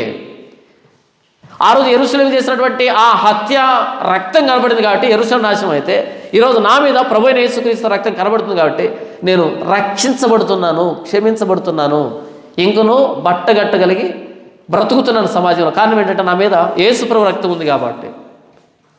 రెండు రక్తమే. హేబేలు రక్తం ప్రతీకారాన్ని కోరుకుంటే హేబేలు కంటే మరి శ్రేష్టమైన రక్తం, ప్రోక్షణ రక్తం, ప్రభువైన యేసుక్రీస్తు రక్తం నా మీద చిందించబడింది కాబట్టి, ఆయన రక్తం నేను కడగబడ్డాను కాబట్టి నేను క్షమించబడ్డాను, నీవు క్షమించబడ్డావు. కాబట్టి ఆయన రక్తం వలన ఇప్పుడు నీతిమంతులుగా తీర్చబడి మరింత నిశ్చయముగా ఆయన ద్వారా ఉగ్రత నుండి రక్షింపబడుదుము.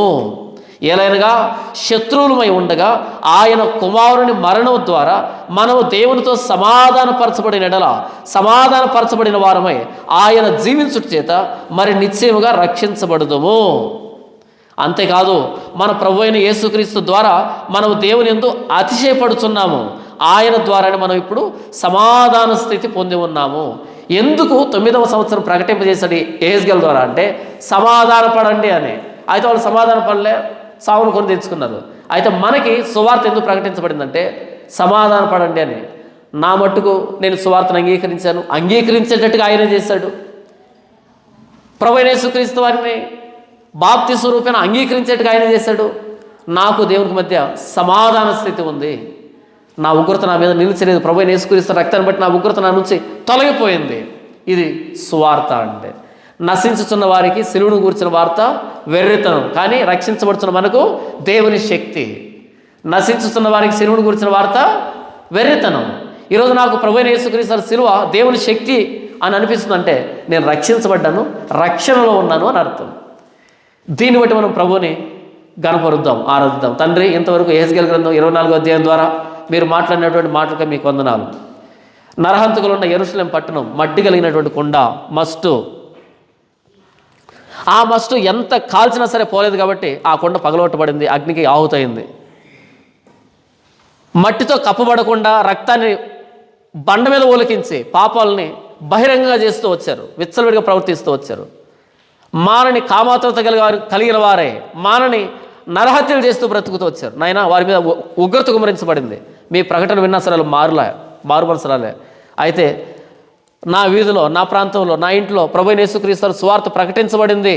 ఆ సువార్తకు నేను లోబడ్డాను, ఆ సువార్తను అంగీకరించాను. నా ప్రభువైన యేసుక్రీస్తు రక్తాన్ని బట్టి నా పాపాలను క్షమించబడ్డాయి, నా ఉగ్రత తొలగిపోయింది, మీతో సమాధాన స్థితి కలిగి ఉన్నాను ప్రభువైన యేసుక్రీస్తు రక్తాన్ని బట్టి అన్నటువంటి మీ మాటలకై, మీ స్వార్థకై ఏమి ఇచ్చినా రుణొస్తుంది. నా ప్రభువైన యేసుక్రీస్తు శ్రేష్టమైన నామములో ఆరాధిస్తున్నాను తండ్రి. ఆమేన్.